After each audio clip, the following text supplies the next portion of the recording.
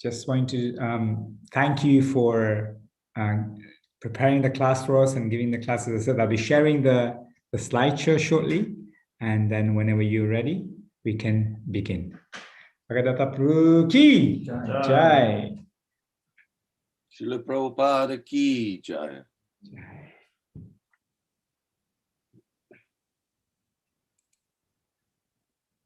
So I can start with the verse, right? Yes, Prabhuji. Let me just share that for you. It's ready.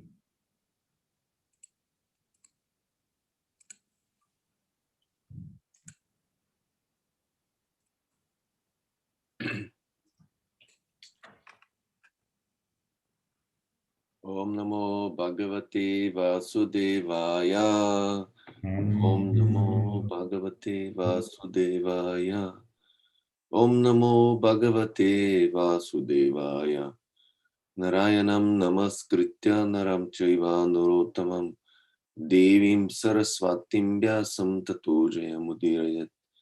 Nashta Prayashva Vadreshu Nityam Bhagavata Sevaya. Bhagavati Uttama Shloke Bhaktir Bhavati Naishtiki. Om Gyanat Mirandasya Gyananjana Shalakaya. Chakshurun Militam Yena Tasmai Shri Gurave Namaha. Srila Prabhupada ki Jai. Om Vishnu Padaya Krishna Pristha Vitara Shimati Radhanat Swami.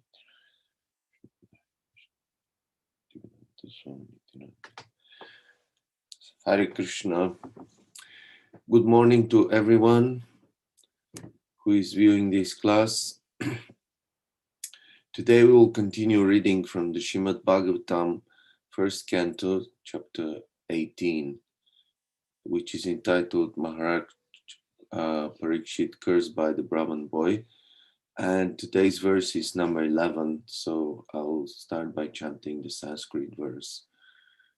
Rishaya Uchuhu Sutta Jiva Sama Saumya Shasvatir Vishadam Yasha Yastvam Tam Shamshasi Krishnasya Martyanam Amritam Hiyana. So we can do, I can skip the word for word, or should I do it? Yeah, whichever way. Okay, so translation and purport by His Divine Grace Srila Prabhupada Ki Jai. The good sages said, O grave Sutta Goswami, may you live many years and have eternal fame, for you are speaking very nicely about the activities of Lord Krishna, the personality of Godhead, that this is just like nectar for immortal beings like us. And the purport,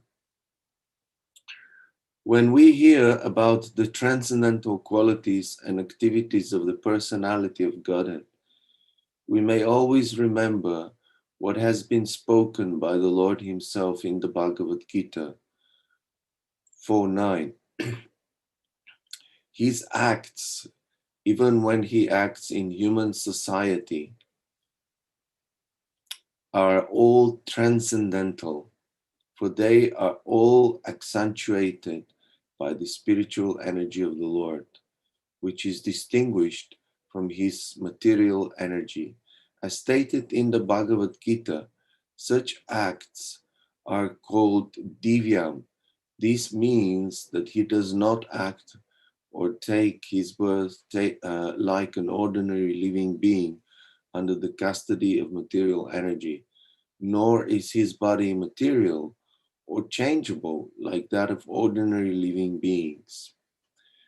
And one who understands this fact, either from the Lord or from authorized sources, is not reborn after leaving the present material body.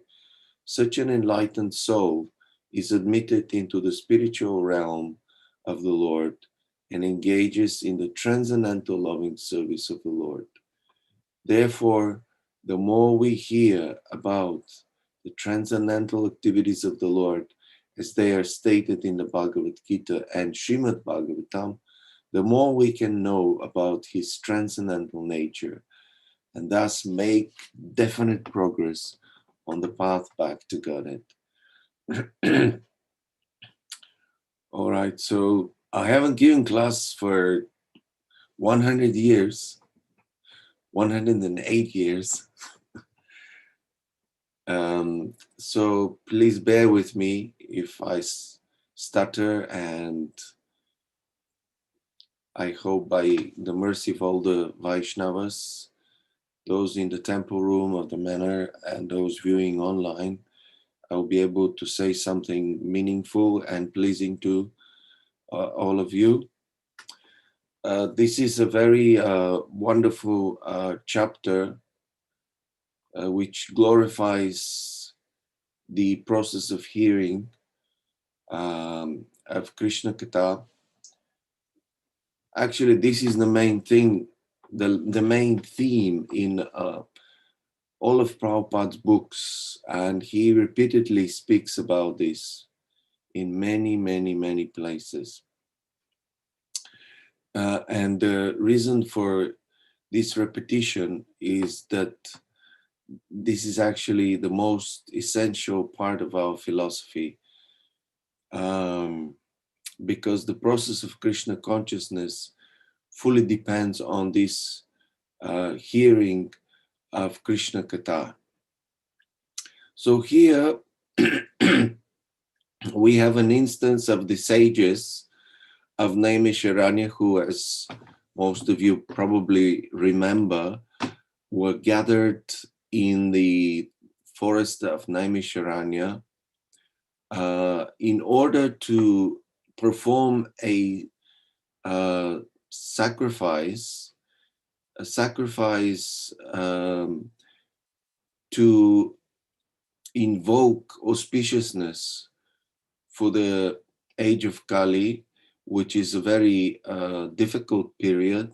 From all the four ages, Kali Yuga is the most difficult one in terms of practice of spirituality, and the godly qualities are diminished quite significantly.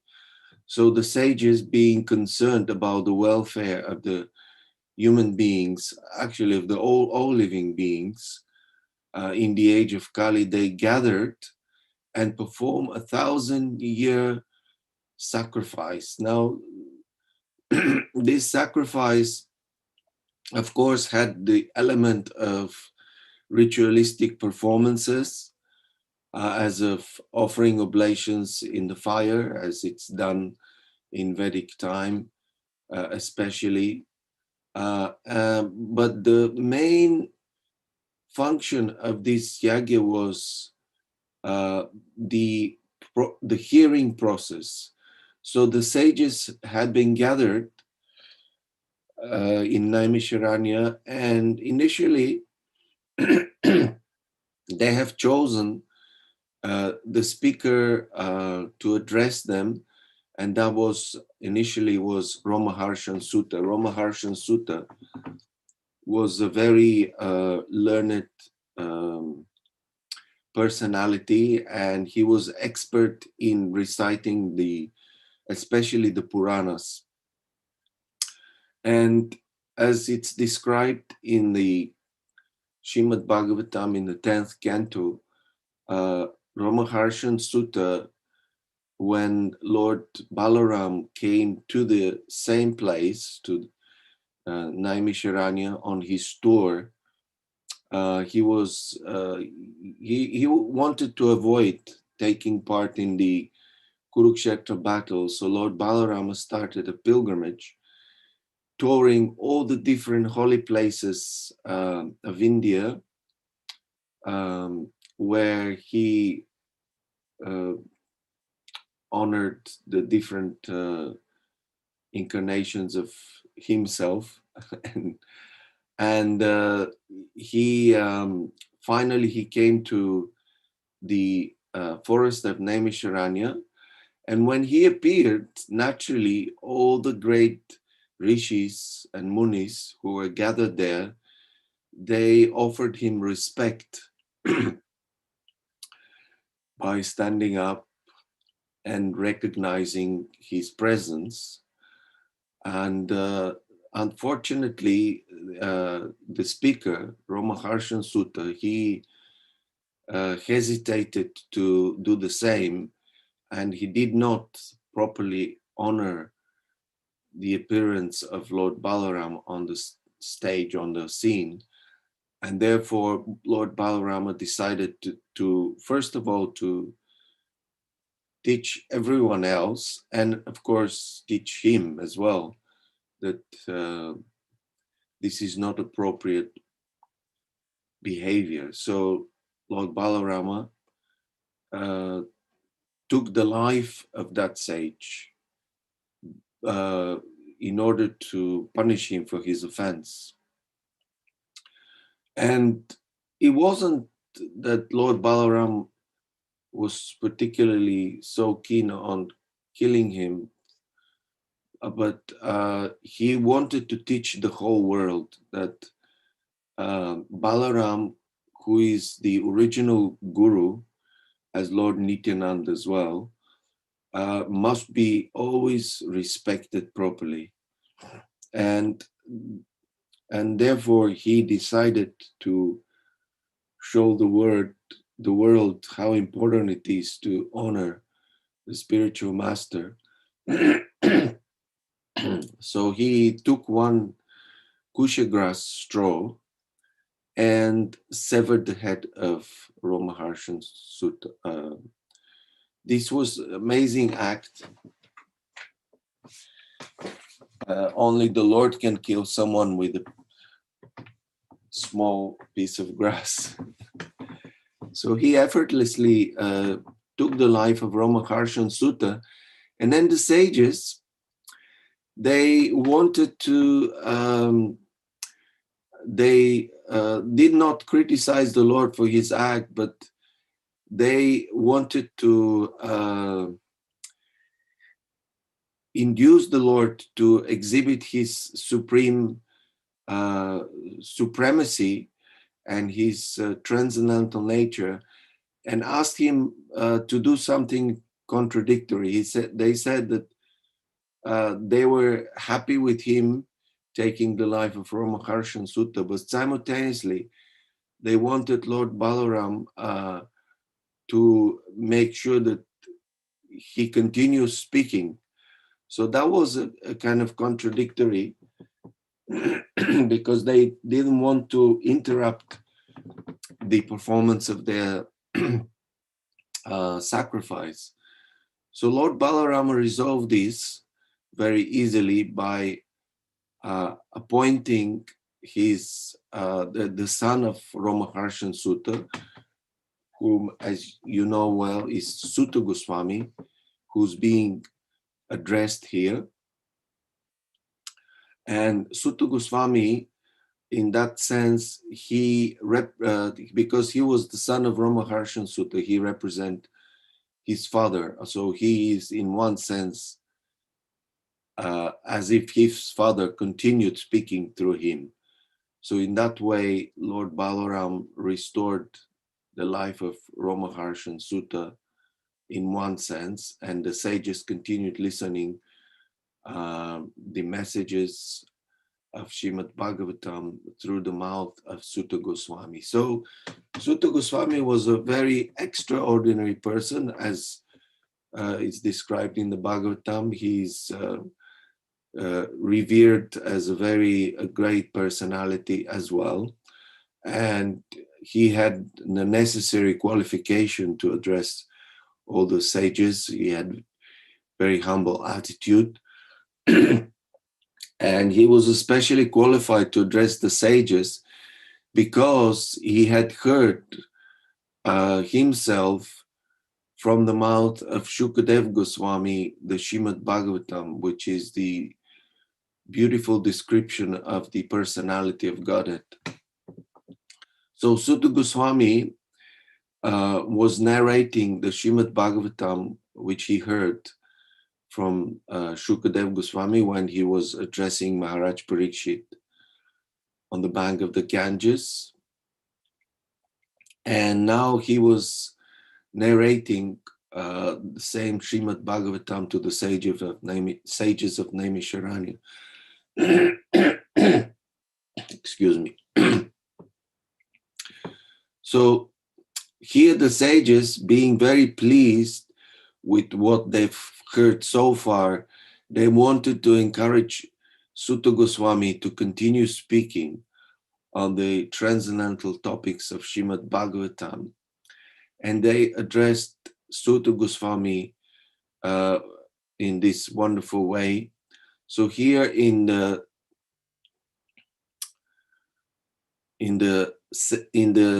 verse itself, they address Sutta Goswami as Saumya, and Saumya is a Sanskrit word which means grave. So Sutta Goswami was a very grave sage. And the way I understand the word grave is that he was very thoughtful and contemplating always the messages of the scriptures. He was always contemplating. A sage is someone who contemplates a lot the meaning of the messages of the Vedas. And that is illustrated in many, many places in our scriptures. One very good example of that is when devotees, I think it was Advaitacharya, if I'm not wrong, who wanted to understand the meaning of one verse. And when sages study the Vedic scriptures, they don't just read and read and read tons of information. They're not so keen on having a lot of information, but they're more interested in actually having transformation. So having an information is something that is very particular for our age of Kali. We are bombarded with so much information. Actually, the internet is full of information, the media, all the media. We get daily so much information. Facebook, YouTube, you name it, so many newspapers, television, radio, so much information is always blasted to everyone. But the problem is that information doesn't lead, most of the time, doesn't lead to any transformation. Whereas the sages of bygone ages, they were very interested in cultivating spiritual qualities, in cultivating spiritual knowledge and understanding. Therefore, they were focused on the Vedic scriptures, and they were particularly interested in being able to understand the texts and to realize the texts. So in that particular instance, Advaitacharya, he decided to fast because he couldn't understand one particular section. Of course, it is a pastime. And so he decided to fast. And whilst fasting, of course, he was contemplating and trying to understand. So before we understand something, we should not move on, in one sense. And the great sages, they like to regurgitate, as we say. We should be like the cows. The cows eat a lot of grass every day. But once they finish grazing, they customary cows, they sit down and then they start to regurgitate. They, in one sense, you could say they vomit what they've consumed as grass, and they continue chewing on it. So like that, sages, they have this great quality to be like cows. They get some information and then they start trying to assimilate. So Sutta Goswami was a very great person, and he was constantly engaged in that same process of contemplating and trying to ponder over the transcendental knowledge. So that's why he is addressed here as grave and thoughtful. So the sages, they requested Sutta Goswami. First of all, they addressed him as grave, and then they gave him a blessing.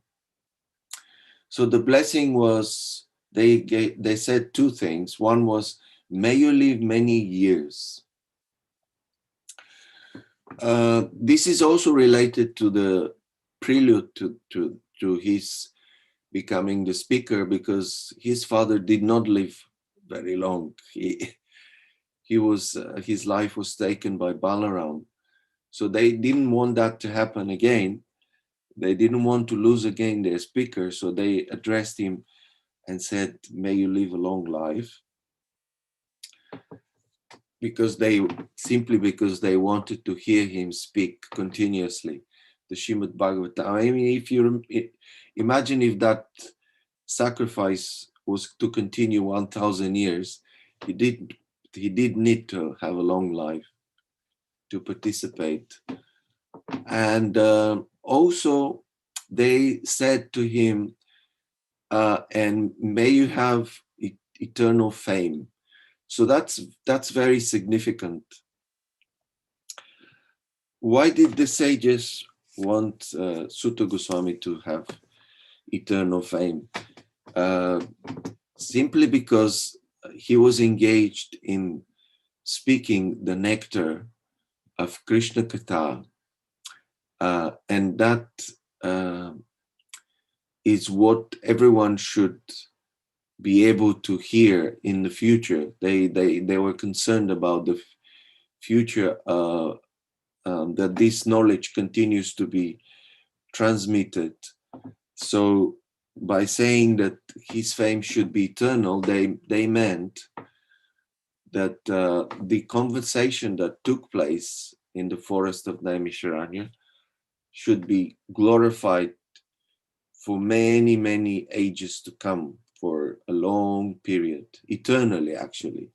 And in fact, the Srimad Bhagavatam is eternally transmitted. We know that in the heavenly planets, for example, they have many more cantos. We have only 18 cantos, but in the heavenly planets, there's so many more cantos of Srimad Bhagavatam, simply because they have access to more of the Lord's pastimes. The Lord's pastimes are continuous. Krishna has so many incarnations, and the Srimad Bhagavatam, apparently in the Srimad Bhagavatam that the demigods have access to, has more pastimes describing the activities of the Lord. So the sages addressed him, Sutta Goswami, in that way. They gave him these blessings. And why were they so keen on giving him these blessings? Because they were very pleased by the fact that he was engaged in speaking about the activities of Lord Krishna. He was describing the transcendental activities of Sri Krishna, his qualities, his pastimes, and his instructions. So the Shastra is full of descriptions of the glories of the Lord, description of the glories of the Lord's devotees, and the instructions given by the Lord and his devotees. So the sages were very pleased with the way Sutta Goswami was describing these transcendental topics. And Prabhupada starts the purport by saying that when we hear about the transcendental qualities and activities of the personality of Godhead, we may always remember what has been spoken by the Lord himself in the Bhagavad Gita 4.9. That is the famous verse from the Bhagavad Gita, Janma Karma Chame Divyam. The Lord says about himself that his birth and activities, Janma and Karma, are Divyam, and Divyam means transcendental. So that means Prabhupada continues on in the purport that the Lord, although the Lord appears in front of our eyes, or when he appears in his incarnations, the human beings can perceive him, they can see him. He makes himself visible to the eyes of ordinary people, but his activities, although he mixes with everyone else, are not the same quality. And also his appearance is of a transcendental quality, means that he is not like an ordinary being. This is a mistake which many people make. Even during his appearance as Krishna 5,000 years ago, it is described that not many people knew about his transcendental nature. Many people conceived of him in different ways, and that's very nicely described in the pastime of the Lord taking part in that wrestling match organized in Mathura by King Kansa. It's very nicely described in this pastime how everyone in the audience was seeing the Lord in a different way.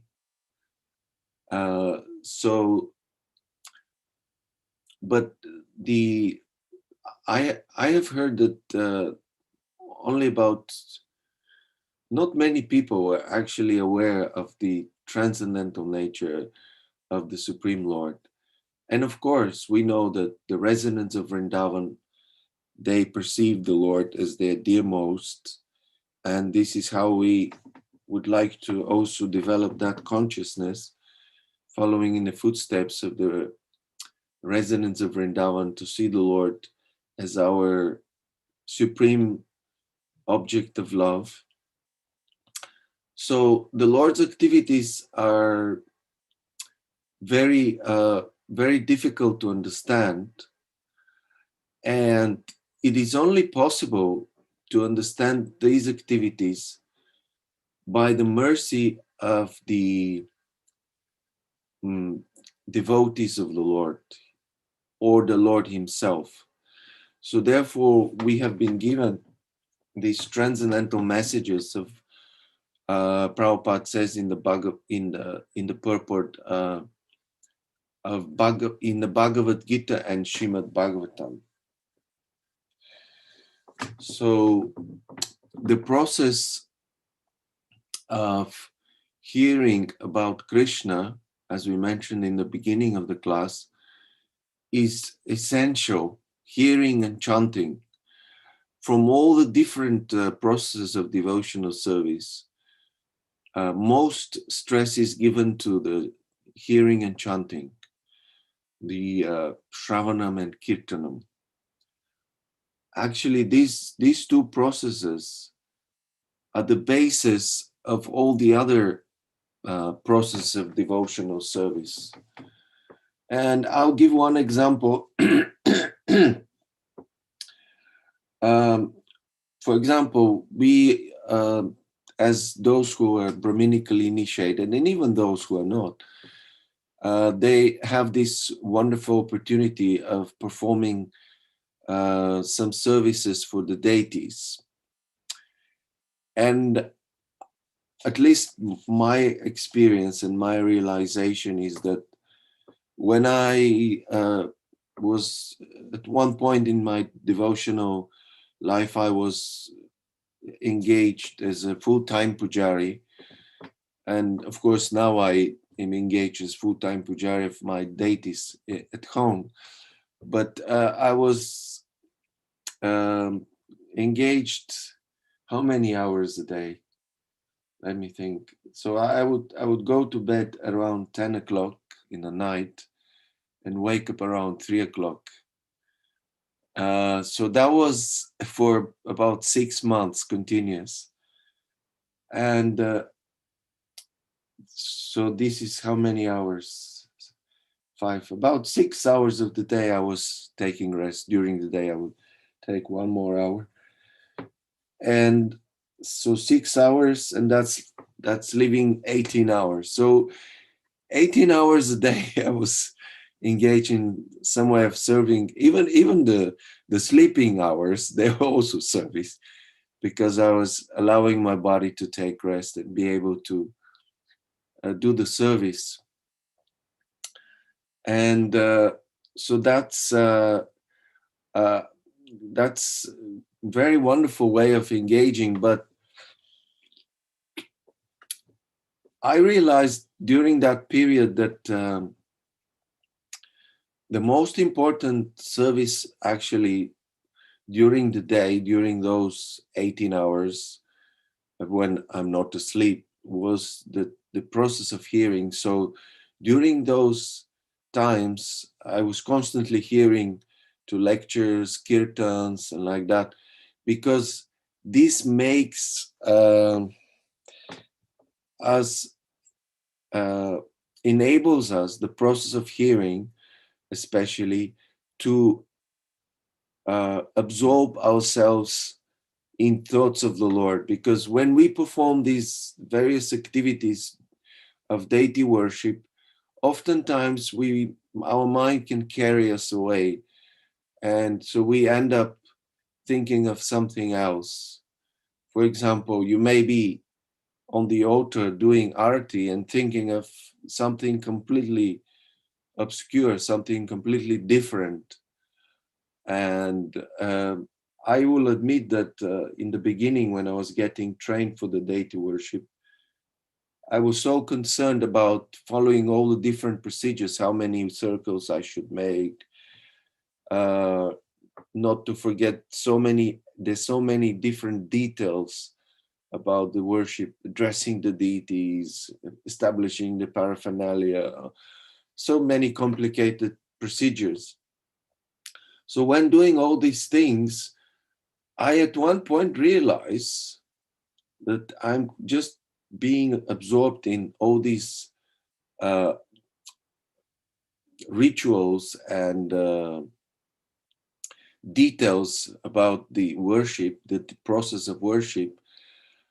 And what struck me was that as I was doing the arati and thinking, oh, how many times should I wave the chamara or offer the ghee lamp and like that, making the circles, when you do the worship, in offering this paraphernalia. At one point, I realized, my goodness, Krishna is on the altar, and he's a person. So I was so struck by that. And then I realized that during that time, the more we hear about the Lord, even whilst performing the service of the deities, the more we start to relate to the deities in a personal way. And we can remember the Lord whilst performing all the different activities like cooking. There was so much cooking, washing paraphernalia, and cleaning, and so many activities related to deity worship. So similarly, not only with worshipping the deities, but with any type of service, if we keep our minds absorbed in the process of hearing, and of course, chanting is very important. It's as important actually, but first we have to hear. Before we can chant, we need to hear. And you know that the chanting of, for example, the chanting of the holy name, initially we didn't hear the holy name. So at one point someone gave us the holy names. We heard the holy name. And when we receive initiation, we also receive the holy name from our spiritual master in Guru Parampara. So hearing and chanting, they're so essential in our process of Krishna consciousness, and looking at the life of the resident of Vrindavan.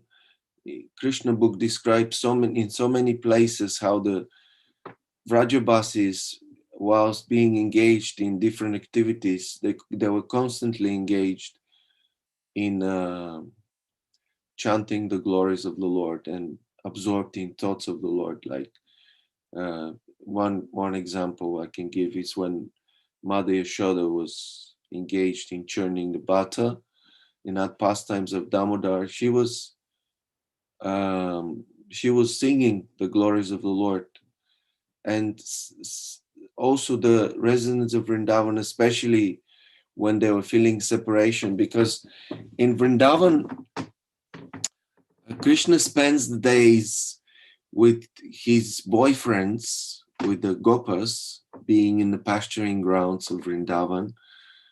And in the night, he spends times with his girlfriends. These are the gopis.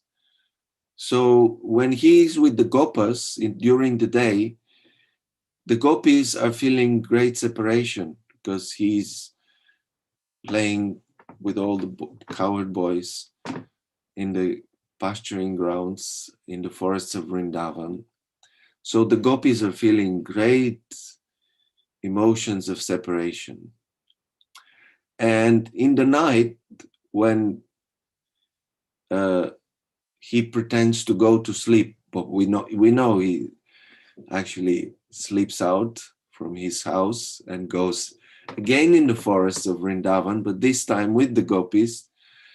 Then the cowherd boys, they're not with him in that sense physically, and they feel great separation. So like that, during the night, the cowherd boys are feeling great emotions of separation, and during the day, the gopis.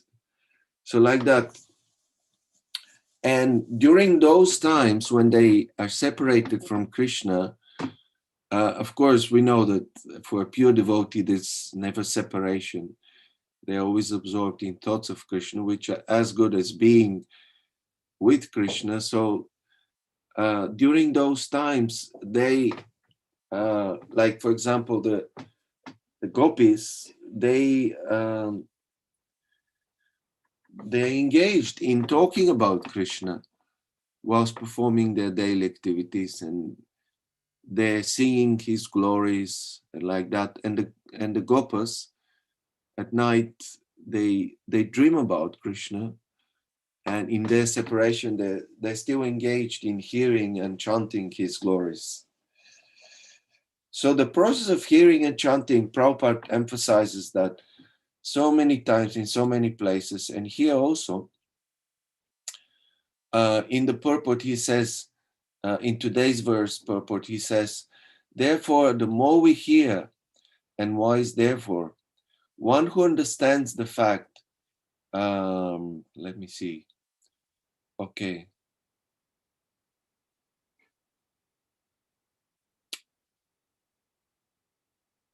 So, one who understands the fact.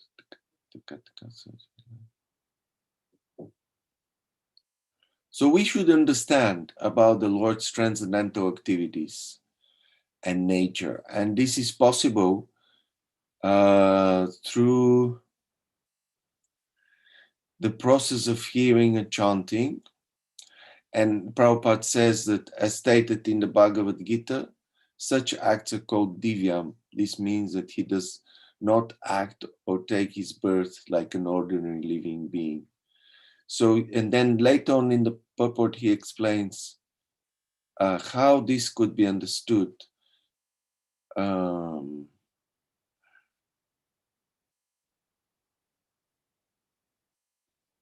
So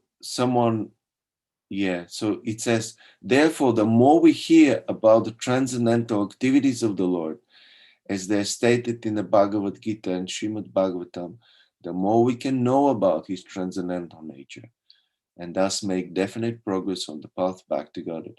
So this is actually how we can understand those pastimes of the Lord, the nature of his appearance and activities. This is only possible through the process of hearing Srimad Bhagavatam and Bhagavad Gita. And that should be done in the association of devotees. There's a very famous verse in the Srimad Bhagavatam, in the third canto. You probably have heard it many times quoted. That's 3:25-25. Satam prasangam mama virya sambido bhavanti hrit karna rasayana katha tat joshanat asvapavarga vartmani shradaratir bhaktir anukramishati. So in this verse it is said that in the association of pure devotees, discussion of the pastimes and activities of the Supreme Personality of Godhead is very pleasing and satisfying to the ear and the heart. But by cultivating such knowledge, one gradually becomes advanced on the path of liberation, and thereafter he is freed and his attraction becomes fixed. Then real devotion and devotional service begins. So again, as I was saying, when I was performing deity worship, I was just absorbed in the beginning about all the different details of the procedures, but I realized that the more I hear about the Lord, the more I can be absorbed. And then this is actually how we absorb ourselves. So as devotees in ISKCON, Prabhupada actually said many times that the reason why he created this Society for Krishna Consciousness, this movement, ISKCON, is to give opportunities to devotees to hear together about Krishna, to chant and hear together. This is the main reason why he wanted to create this movement. And in the beginning, when Prabhupada was still in India and meditating on executing the order of his spiritual master, he tried to form a movement in India. In Lilamrita is described, he started the Jhansi League of Devotees. And if you read in Lilamrita, it's described what his plan was for the League of Devotees. And the devotees were supposed to be engaged practically 24 hours a day in sadhana, and which included mostly hearing and chanting. So Prabhupada had this idea that he wanted to create a society of Vaishnavas who were constantly engaged in hearing and chanting, in performing other services as well, and in spreading the glories of Krishna consciousness, of Lord Chaitanya, of spreading the movement of Lord Chaitanya. So this is how we should understand the ISKCON was conceived with that idea that we are engaged in this process. And in the purport of today's verse, again, I will refer to that. He says that the more we hear about the transcendental activities of the Lord, as they're stated in the Bhagavad Gita and Srimad Bhagavatam, the more we can know about the transcendental nature, and thus make definite progress on the path back to God. So, and that should be done in prasangam. Sangha means association. And Prabhupada explains, let me see if I can find this quote. Satam prasangam, here's the quote. So those who are initiated now, your path is now open to Krishna's abode. Satam prasanga. By association of devotees, satam means devotees. Sat means that exists eternally, is called Sat. Krishna is Sat, Om Tat Sat. So devotees are also Sat. So Satam Prasangam, by association. Prasanga means very intimate association. Sangha means association, and pra means still, elevated or intimate association. Krishna's words, Krishna's teaching, Krishna's topics, they become very palatable in the association of devotees. In the association of non-devotees, one cannot understand Krishna, neither it becomes very palatable. So, like that, this is a nice quote which speaks about that. And so, therefore, the emphasis is given that we should hear the Bhagavad Gita and messages of Bhagavad Gita and Srimad Bhagavatam, but that should be done in the prasangam, or satsanga, in the association of devotees. So therefore, it's so important that when we engaged in all our activities related to the spreading of Krishna consciousness, we should always keep in mind that that's the main goal, actually. All these activities are meant to increase the Sangha, to increase the volumes of devotees who are engaged in that process of glorifying the transcendental pastimes, activities, qualities, instructions of the Lord. And I was listening recently, many of you might have also listened, there were memories about His Holiness Gaur Govinda Maharaj, because it was his disappearance memorial, 25 years since he disappeared, and many devotees were glorifying him in a wonderful way. This is still available on the internet, especially in Madhavananda Prabhu's Facebook, because he organized that. And it was amazing how he was also stressing the importance, and I was listening to glorification by Niranjan Swami and His Holiness Giriraj Swami, and they were both saying that Niranjana Swami, especially in his offering, he was saying that he understood from Maharaj in one meeting. He had only one meeting of 2 hours with Maharaj, and he understood how important it is to simultaneously, Prabhupada's movement has two aspects. One is the movement and the institution with all the different activities, and the other one is the mission. So both of them are very important, but of course that which is the essence is the mission, because that gives meaning to all the other activities that we perform in the movement, like so many things, maintaining the temple, distributing books and all that. This is all actually meant to push on the mission. And the mission is, what is our mission? Our mission is the mission of Lord Chaitanya, the mission of Guru Parampara.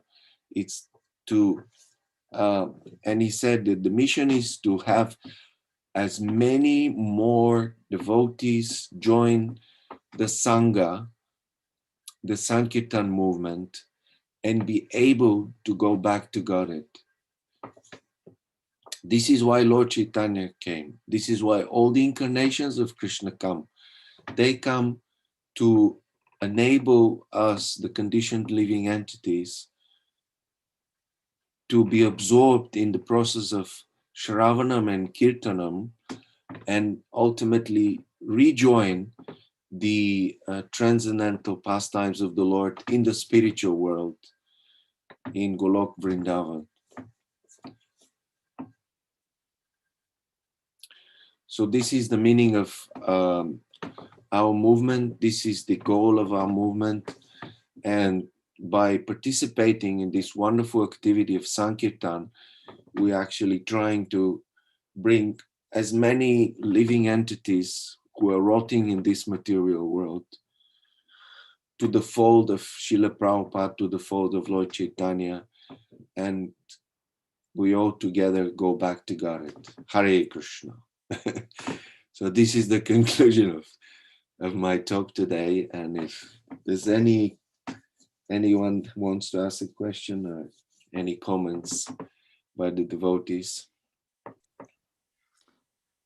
Thank you so much, Bhagavatas Prabhu, for an amazing class and taking us on to the nectarian pastimes of the Lord, as well as Balaram, Lord Balaram, our Adi Guru, how you started the class with Roma Harsha Sutta, and how Lord Balaram was teaching us about the spiritual master's nature and Adi Guru's nature, and how he appointed Sutta Goswami in that state, and obviously giving us the knowledge that, you know, when the Lord does something, he does something for the ultimate good of everyone. Very nice class. Also, you touched about Advaita Acharya, how he decided to fast. That was quite an eye-opening. How the sages actually blessed him, blessed Sutta Goswami for long life and eternal fame, which we are still to this day talking about and relishing in these pastimes. They also talked about how the Srimad Bhagavatam, although we only have cantos, 18 cantos here in the in the heavenly planets, they have many, many more, and you know the pastimes are the. So I wanted to actually understand this. So how come the demigods, you know, although having all of this knowledge, they don't perhaps have that opportunity to go back home, back to Godhead, perhaps? Oh, many of them do go back to Godhead. It's wrong to think that they don't. But many of the demigods are actually pious living entities who become promoted to the heavenly planets because they desire to enjoy material opulence and like that. But of course, the good thing about the heavenly planets also is that there's a lot of Sankirtan going on there as well. However, it is said that in the heavenly planets, the sense gratification is of a very high standard, and there's hardly any suffering. Actually, we here suffer so much. We have mixed suffering and happiness here in the Martyaloka, in the middle earthly planets where the karma is being accumulated. In the heavenly planets, no one accumulates karma. They just live up, you know, they enjoy their good pious deeds. And in the hellish planets also, there's no karma being made, only here and by the human beings. So therefore, because the heavenly planets, the living entities, enjoying their pious credits and like that, so sometimes it's not difficult to forget. And we know there's, like, we know the story of the Yamala Arjuna trees who were in the previous life, they were demigods. You know, they were absorbed in drinking and enjoying the society girls and like that. So that's possible also to become diverted. Therefore, demigods are praying that they want to take birth especially in this Kali Yuga, to participate in the Lord Chaitanya's movement. Because as we mentioned in the class earlier, that this is a very rare opportunity to actually return to the spiritual world, to rejoin the pastimes of the Lord in the spiritual world. So therefore, even though they may have so many different cantos, I suppose, because there's so much material opulence, and one can very easily become bewildered by that as well. So like that, it is very easy.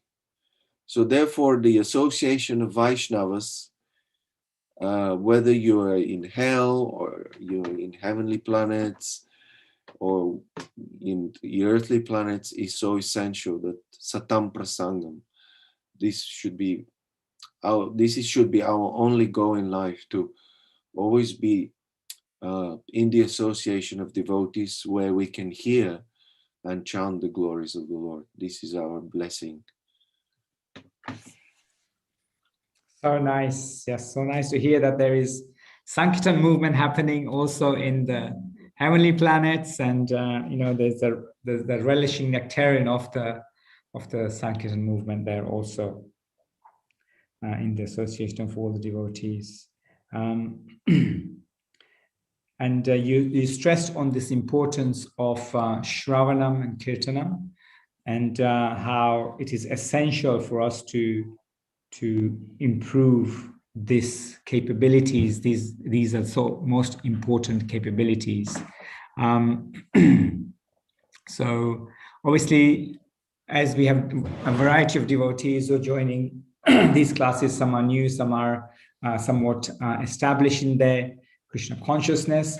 We often get questions sometimes that are, fairly new questions, like, okay, we know we ought to do chanting and we ought to do kirtan and hearing. Can these aspects be done together? That's one of the questions that have come in on the chat, on the Zoom call here. Maybe you could elaborate a little bit on that. I know that we say, obviously, we do japa together because that's our personal conversation with Krishna in isolation, in a meditative mood, in a more prayerful mood. But the question is, do you mean, can we do chanting and hearing together, as it were? Yes, very good question. So yeah, of course, this is the goal. Actually, as I mentioned, this is the goal of our movement. Unfortunately, we are forced at the moment to be separated from each other due to the world situation with COVID, and many of us are physically not able to be together, to spend time together. But luckily, there's this facility of internet which allows us to, even though we are physically separated, we still can be together and have a conversation and like that. So it is very much important, especially for people who are in family situation, that they perform these activities of hearing and chanting together. In Srimad Bhagavad Gita, Srila Prabhupada, in the purport to verses in the 13th chapter, verses from 8 to 12, there's one purport to all these verses. It's a section of verses. Prabhupada explains very nicely that it's very important for a happy family life that we engage in 4 activities. So this is chanting the holy names together. That means in the morning or whenever the family finds time to come together, they should chant the holy name together, either in kirtan or japa. Kirtan means singing the Lord's holy names, the songs of the Vaishnavas, or chanting the Hare Krishna Mahamantra together once prescribed rounds, or even kirtan, performing kirtan with chanting the Hare Krishna Maha Mantra. And then that's one activity that we should perform together. Another is take prasadam together, cook for the Lord and take prasadam, worship the deities. Again, that should be done together. Look at the temple life. Temple life is centered around deity worship, which means you are engaged. Everyone in the temple is engaged, and the resident devotees will agree with that. That most of them have some services to the deities throughout. Actually, everyone has everything in the temple is centered around the service of the deities. So similarly, in our house, in our home, those who live not in the temple but outside, the family should be centered. All the activities in the family should be centered around the worship of the home deity or the family deity. And another thing is, then the devotees should, the family members should hear and chant together the Srimad Bhagavatam. They should daily meet and discuss in each other's association the Bhagavad Gita and the Srimad Bhagavatam. Prabhupada gave the sandwich program. He established that for the temple, but we should have temple in our home. So in the morning, we should hear from Srimad Bhagavatam like we do at the moment. And in the evening, we should also come again together and discuss Krishna's words from the Bhagavad Gita. So, and then, so these four activities, chanting the holy names, and chanting, doing kirtan, performing deity worship, taking prasadam together, and discussing our scriptures, the Srimad Bhagavatam. These are very potent processes, and we can all perform them together. And this is what's happening in the movement, in the temples as well, in the ISKCON temples. We're coming together to take prasadam together. We're coming together to discuss Srimad Bhagavatam, Bhagavad Gita, and we're coming together to worship the deities and also to chant the holy name. So these are very potent processes. And of course, chanting can be done together. And at the moment, as I said, it's very difficult, but even with the lockdown being still present, devotees go out and like they do harinams, like for the festivals, especially.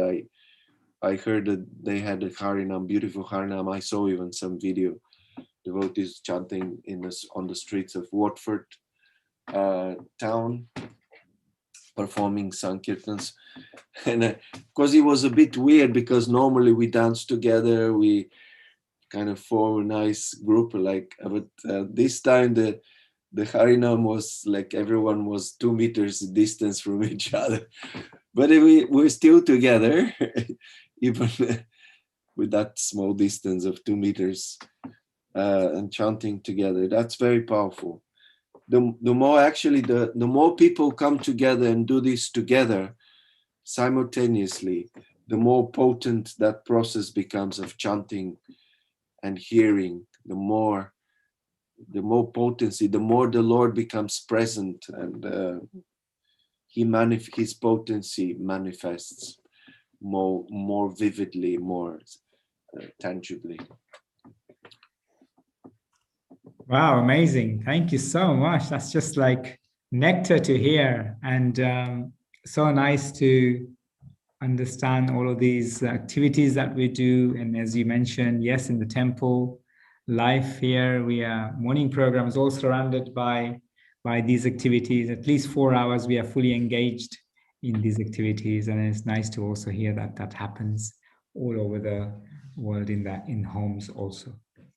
We haven't got any more questions. Thank you so much. Just want to like to thank you from the bottom of our hearts for giving a wonderful class today here. at Bhaktivedanta Manor and online School of Bhakti. Hope you come back very, very soon, Prabhuji, and then come and see us. Although in lockdown, but at least come and see us in the deities. And we hope that we open up very, very soon, and then things get back into normality. Yes, I hope so too. Thank you. Thank you for giving me an opportunity to speak. I enjoy doing that. I mean, it's a service, but it brings me a lot of pleasure to be in the association of devotees and be able to prepare for the class, especially. It's giving me an opportunity to focus and opportunities to glorify the Lord and His devotees. That's amazing. Thank you. The privilege is all ours. Thank you, Prabhuji. His Grace Bhagavata Prabhu Ki Jai. Prabhupada Ki Jai. Thank you. Bhaktivinoda Ki Jai. Jai. Hare Krishna. Hare Krishna. Thank you.